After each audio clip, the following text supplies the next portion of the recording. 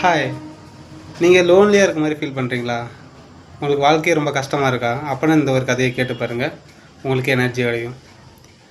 ஒரு ஆள் வாழ்க்கையே ரொம்ப கஷ்டமாக இருக்குன்னு நினச்சிட்டு சூசைட் பண்ணிக்கலாம்னு முடிவு பண்ணிட்டு, சரி வீட்டில் சூசைட் பண்ணிட்டா பக்கம் பக்கத்துலலாம் நிறைய தப்பாக பேசுவாங்க, சரி காட்டுக்கு போய் யாருக்கும் தெரியாமல் சூசைட் பண்ணிக்கலாம்னு நினச்சிட்டு காட்டுக்கு போகிறாங்க. அங்கே ஒரு முனிவர் தவம் பண்ணிகிட்ருக்காரு. முனிவர்கிட்ட யாராவது சொல்லிவிட்டு செத்து போயிடலான்னு சொல்லிட்டு முனிவர்கிட்ட சொல்லியிருக்காங்க, இந்த மாதிரி முனிவரே எனக்கு வாழவே பிடிக்கல, நான் சாக போகிறேன் அப்படின்ட்டு.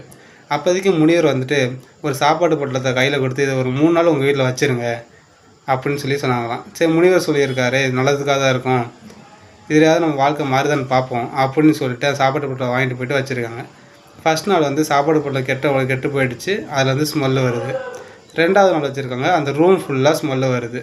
3வது நாள் அந்த வீட்டு ஃபுல்லாகவே ஸ்மெல்லு வருது, வீட்டுக்குள்ளே இருக்க முடியல, தூக்கி சாப்பாடு பொட்டலத்தை வெளியே எரிஞ்சிட்டாங்க. அதுக்கப்புறம் போய் சாமியார்கிட்ட சொல்கிறாங்க, சாமியாரே இந்த மாதிரி சாப்பாடு பொட்டலை ரொம்ப கெட்டு போயிடுச்சு, அதில் ஸ்மெல் நிறையா வந்துச்சு, அதெல்லாம் தூக்கி எறிஞ்சிட்டேன் அப்படின்னு சொன்னாங்க.